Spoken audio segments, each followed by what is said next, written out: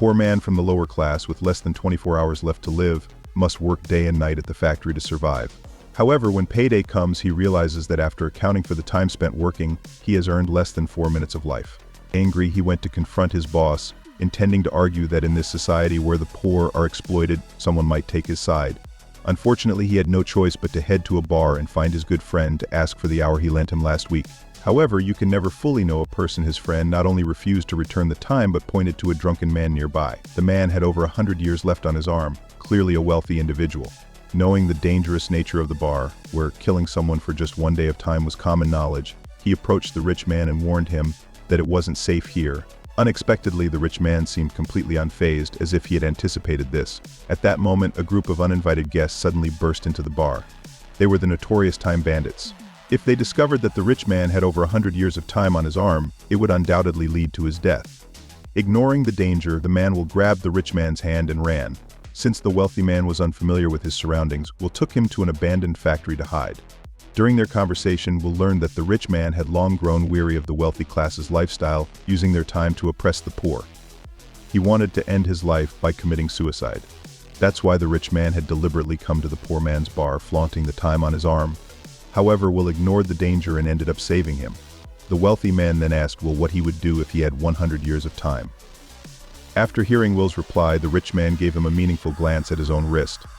The next morning, Will woke up and was shocked to find that his own arm now had over 100 extra years of time, and the rich man from the night before had vanished. Before he left, the rich man left a final message, asking Will to live for him. Looking in the direction of the glass, Will saw the wealthy man sitting on the overpass. He initially thought of rushing forward to stop him, but it was too late. The man's timer had reached 0, and he jumped into the river. The entire event had been recorded by a nearby surveillance camera. Now, with more than enough time on his arm, Will swore to make the wealthy pay a painful price. The most direct way to do that was to take the time from their arms. Will then disguised himself and made his way to the largest time casino in the wealthy district. As he sat at the gambling table, he encountered the president of the 10 banks, one of the richest people in the world with trillions of years of time. As the game began, the president immediately wagered 100 years. Facing immense pressure, Will had no choice but to risk all the 100 years he had been given by the wealthy man. With only 10 seconds to reveal his hand, losing would mean instant death.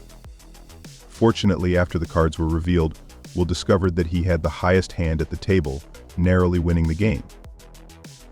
After winning 1,000 years in chips, Will chose not to continue gambling and decided to leave the casino, opting to walk away while he was ahead. This move impressed the time banker, who introduced his daughter Sylvia to Will. As they got to know each other, they developed a mutual liking.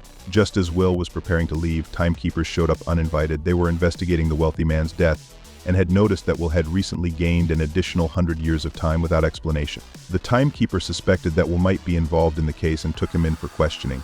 Will was held by the timekeepers for a year.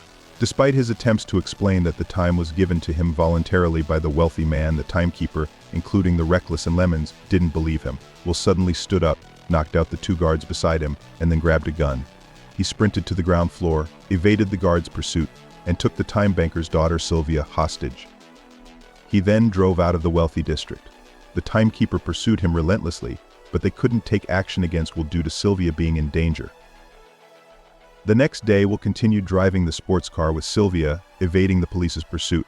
When he looked up at a camera on a stone pillar, he unwittingly drove into a trap set by the time bandits. The car lost control and plunged towards the edge of a cliff. After the violent crash, Will lost consciousness. The time bandits arrived and stole time from both him and Sylvia. When Sylvia regained consciousness, she found that she had less than 30 minutes left. If they didn't get more time quickly, they would soon die. Will then decided to use Sylvia to extort time from the time banker.